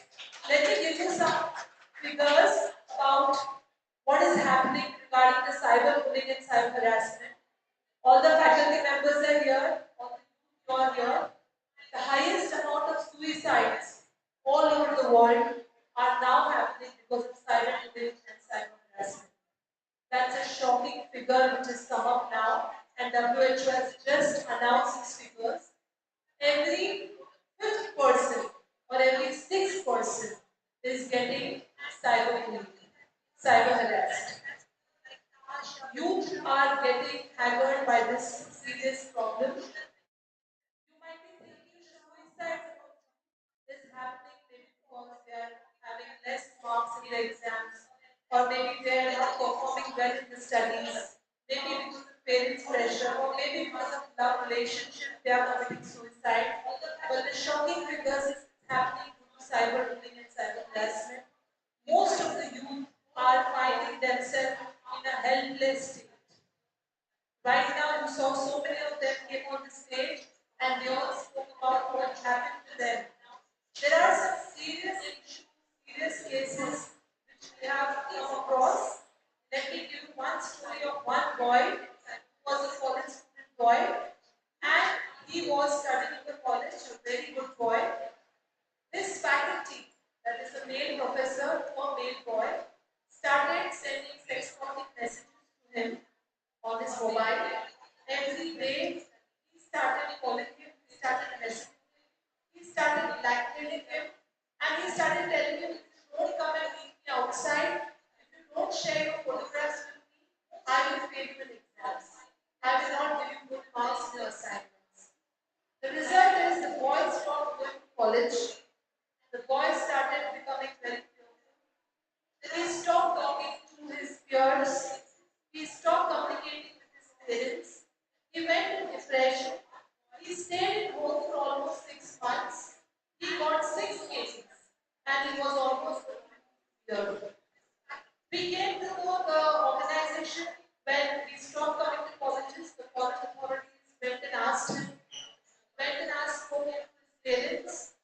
Then we got to know that it was a serious case of cyberbullying, cyber harassment, and extortion. The boy was almost ready to commit suicide because he was really shocked and he didn't know where and whom to approach for help.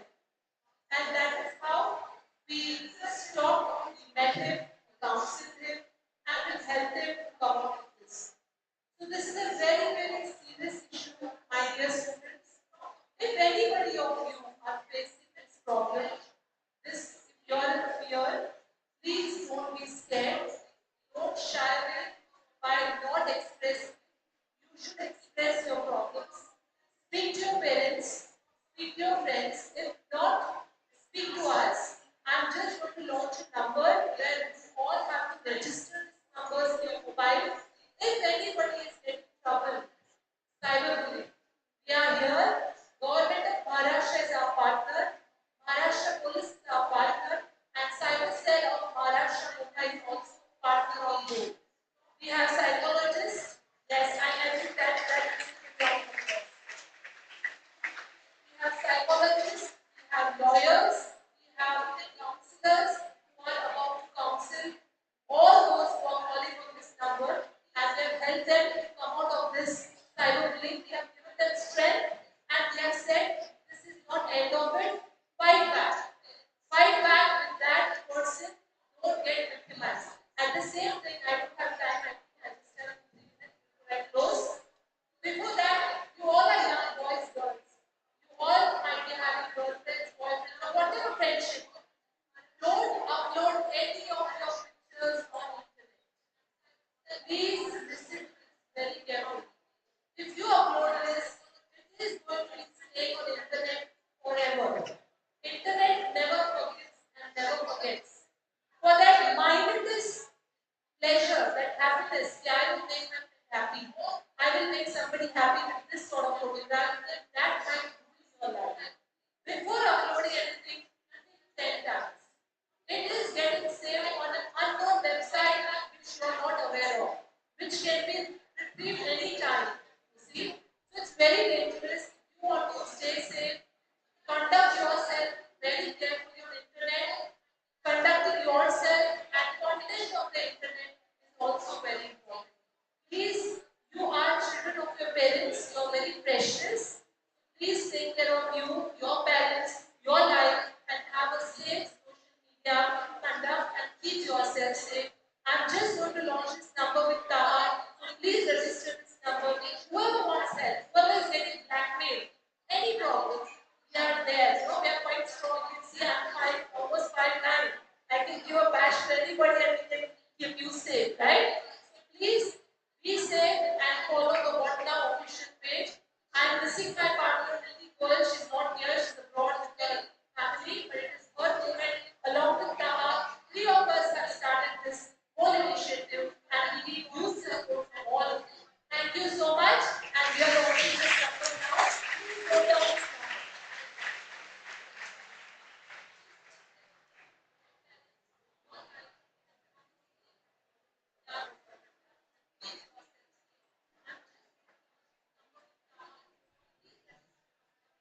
brings us to the final but the most important part of the session.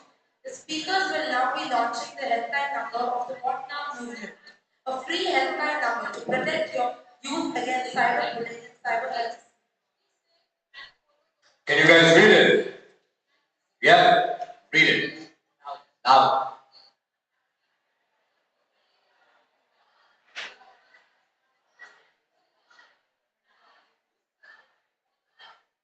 Alright, thank you very much. Call us. Thank you so much.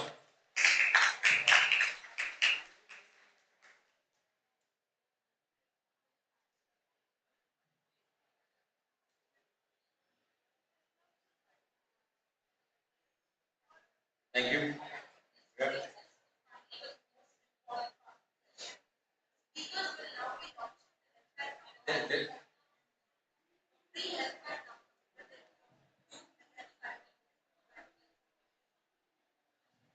Can you guys read it? Yeah? Good afternoon, everyone.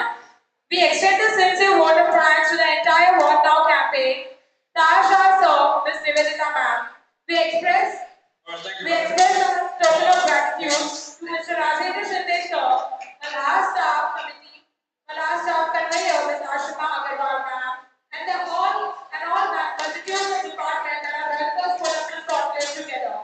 With this, we mark the success of Day-2 of the Malhar'24. Additionally, I also wish to acknowledge our audience without which none of this would be possible. I'd like to give a heartfelt thanks to you who has coordinated with all of this. Just kept the decibel levels down in the station to stand and for sure, all the enthusiasm for this issue. I now call upon Judge to speak the guest with a token of love and appreciation, followed by which the staff will come for a photo session. Thank you so much.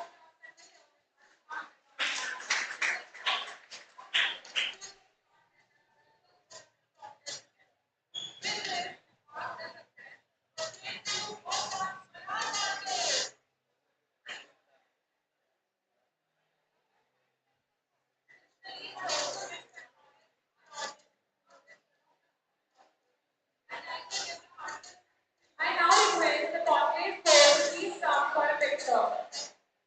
I now request the conclave court to please come for a picture.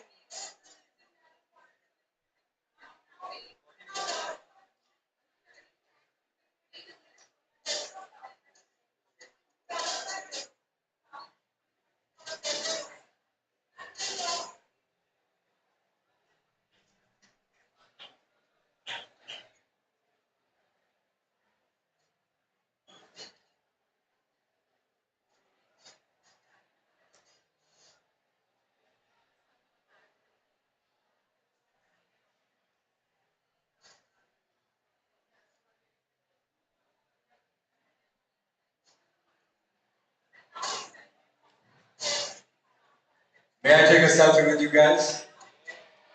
Alright, I'm going to come down, but before that, we'll take a group selfie right now, alright?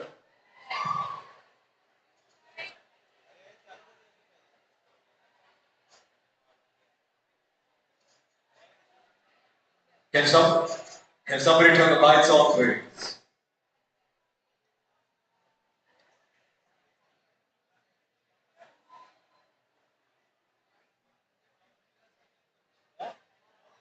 Lights. Por favor, lights. Oh, there we go, it's coming on. That's it.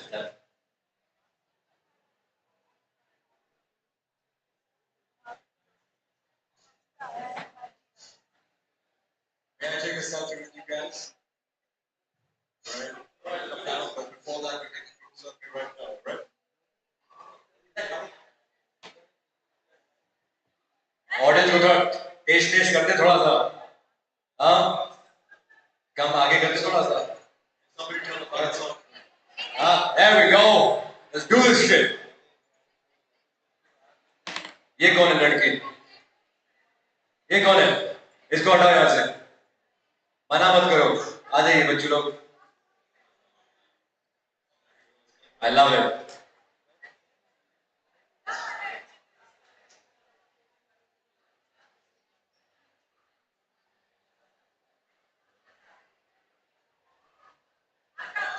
बच्चे लोग यहाँ पे भी रास्ता है ना, यहाँ पर भी रास्ता.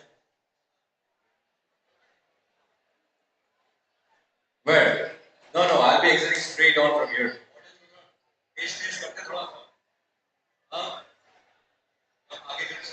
Okay. All right. 1, 2, say Malhar'.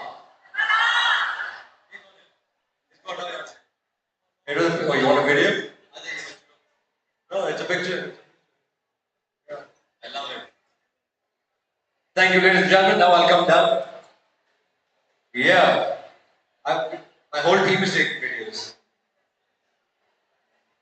All like this, with all of you beautiful ladies. All right, thank you so much. Thank you. Okay. It's perfect. All right, time to come down and get some photos. Bye.